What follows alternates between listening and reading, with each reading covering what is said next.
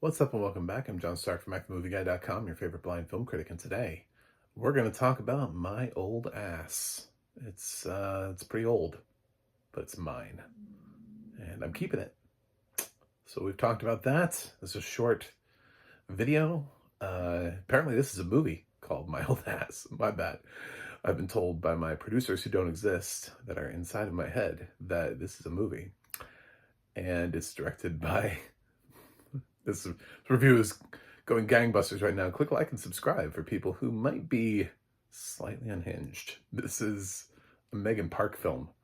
She directed The Fallout last, which ended up on Max. I don't know if that actually got a theatrical release. It's really hard to distinguish because it debuted during the pandemic, where I think everything just kind of landed on streaming. So it was that school shooting, the fallout of a school shooting movie.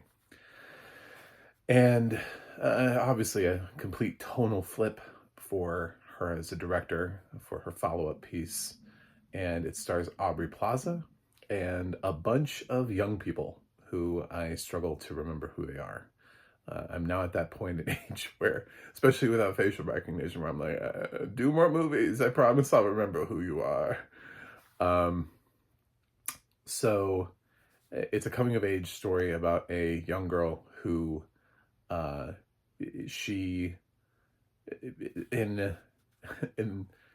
her best life on a cranberry bog run by her family. She does not want to have to inherit this cranberry bog lifestyle. She's the oldest of three siblings. Her middle brother is super stoked about the possibility of running this cranberry bog. Like, he's all about it.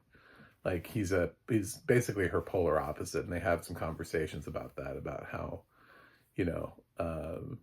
it's kind of cute conversations, but about, some cards that she sent him over the years and stuff like that. And then she has this younger brother who doesn't factor in a whole lot, except for the fact that he is like clinically obsessed with Saoirse Ronan, like that guy was with Jodie Foster.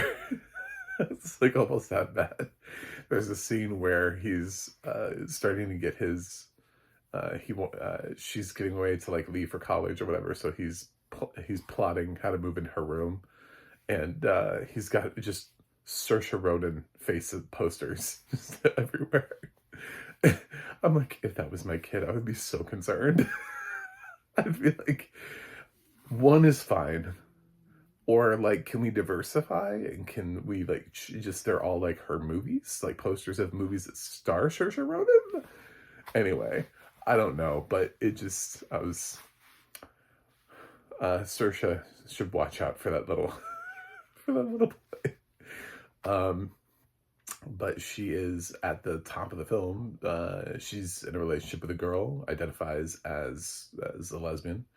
And, everything seems to be going great, and then she takes a mushroom trip and ends up speaking to the 39-year-old version of herself, which made me feel old, because then I was like, God damn it, I'm still older than Aubrey Plaza in this movie. Just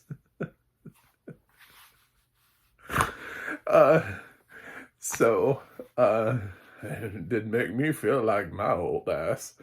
And Aubrey has some words of wisdom to pass down to her younger self.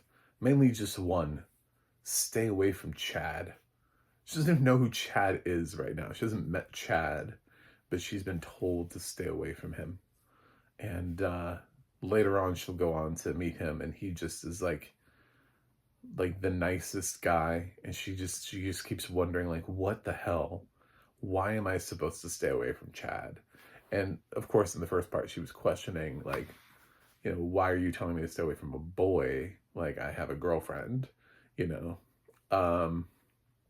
And I found this incredibly interesting based on the proximity that I saw it to Chasing Amy, which was this documentary about how the LGBT community felt about a straight cisgender male being the lead of a film where he pined after a lesbian and eventually got the lesbian to choose him, like at the end of the film, like it turned out to be, and the ramifications of that in the 90s. And I'm like, in some ways here we have a flip of that, but it's still oddly in here because yeah, she's with a girl and then this dude walks up and he's just like, it's almost like it suggests like, but you haven't had the perfect dude yet, because this guy is so perfect.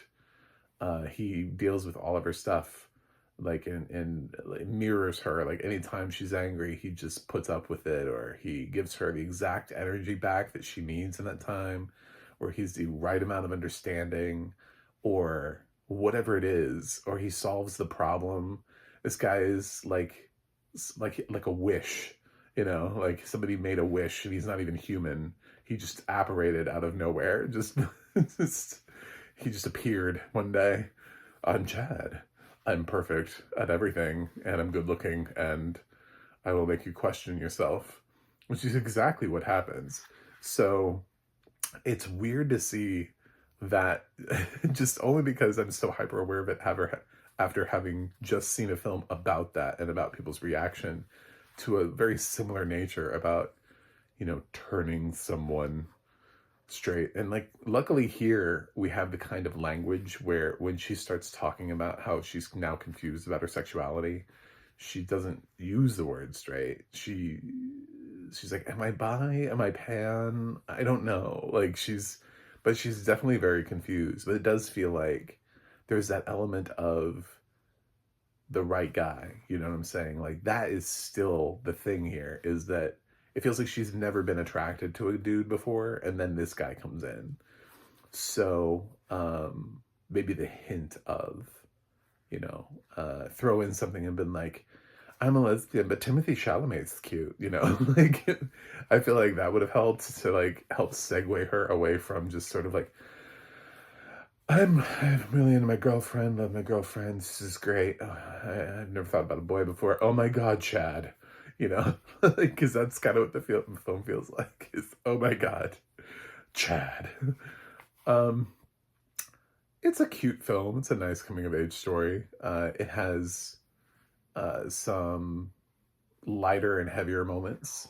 It's balanced well. It's not all funny. This is not Bottoms, which is really funny because it's released by MGM at like basically the same time frame that Bottoms was last year. So you would think, oh, this is going to be like, and with a title like My Old Ass, you're like, is this like Babes? Is this going to be like one of those like hilarious comedies of the year? Not really. It's just kind of a coming of age story for 2024, reflective of how many youth today live their life. And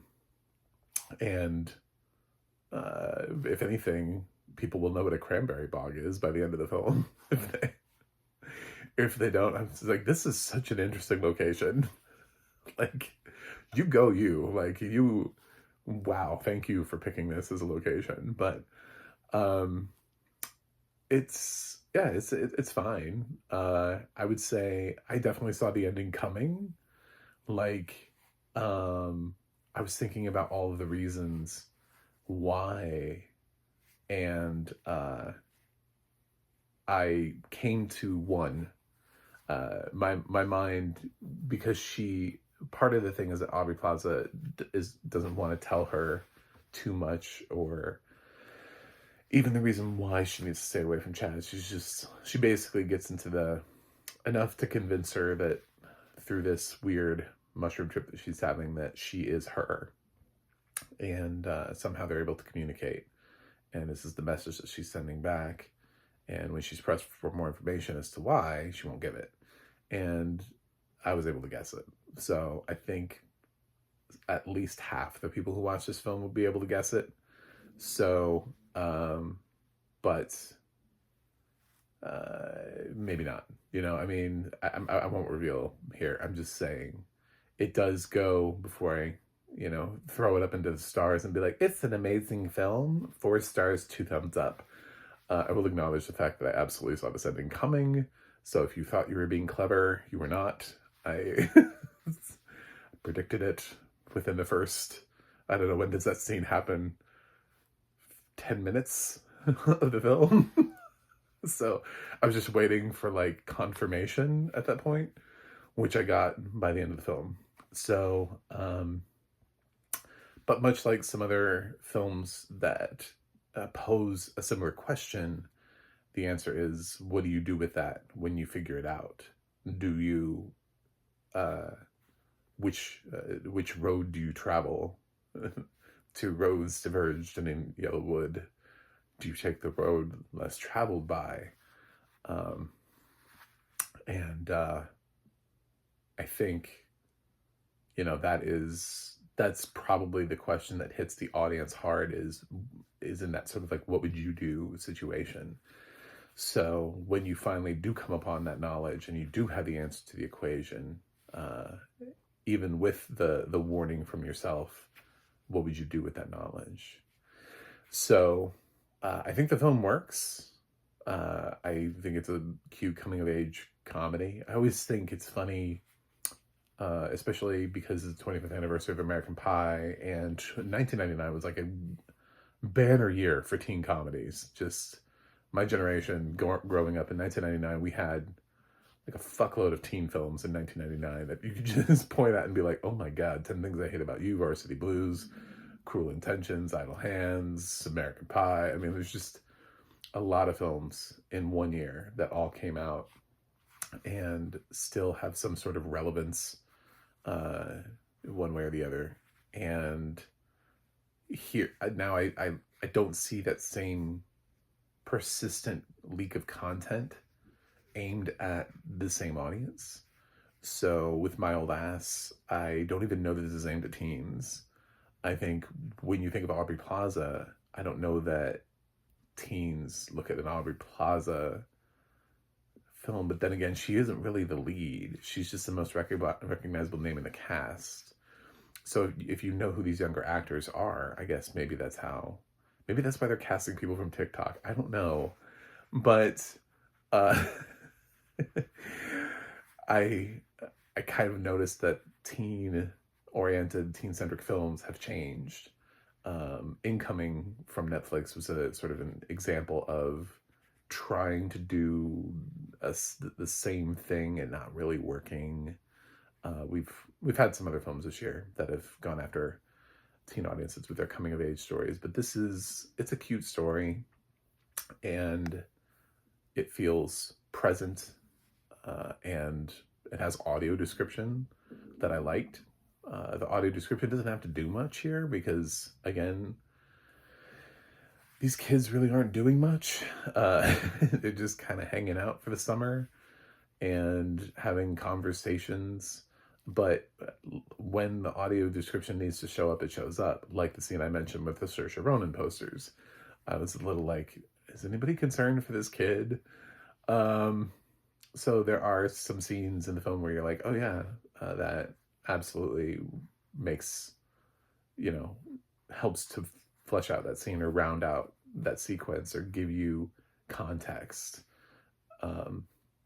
So I liked the audio description to it, but it is mostly just some young people standing around talking, and the tension that builds up because she's resisting him for such a large chunk of the film that most of it is just them staring at each other, just and being like, oh, God, I can't kiss you. I've been told not to kiss you. That kind of thing.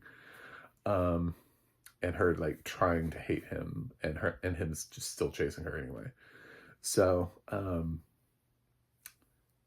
I think you'll like it. I think in general you like it. It's not the funniest film of the year, but it certainly is cute. It has asked the same question that other films have asked. I feel a little bit about it almost like I feel like The Fallout. Like I felt The Fallout was a pretty good movie. It just wasn't one of the year's best. But I think Megan Park is a solid director based on these two films, and I would be excited to see what she does with the third one. There's nothing wrong with directing a whole bunch of B+ films. Like, that's not, you know what I'm saying? Like, perfectly fine. And I think a lot of people will enjoy this. So I'm giving My Old Ass, yes, a B+. I liked it. I think it's one of the stronger films this year. To elevate it beyond that would be, I don't know, because I did notice I did see the ending coming within the first 10 minutes, and maybe that's a little too early. You know what I'm saying? To be able to predict the ending at the beginning of the film is a bit much. Anyway, that's it. Thanks for watching. Thanks for subscribing. I know you did it. You clicked like and subscribe like I asked, and I love you. And I will see you guys on the other side.